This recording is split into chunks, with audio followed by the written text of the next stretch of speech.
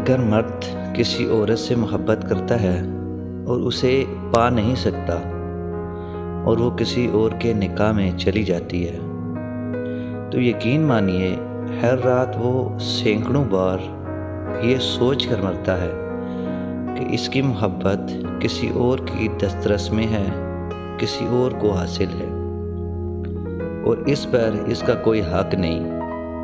वो इनके हर लम्स को ख्याल और तसव्वुर में महसूस कर रहा होता है। ये एहसास ऐसे है जैसे बैक वक्त के ही खंजर इसके बदन में पेवस्त हो जाएं।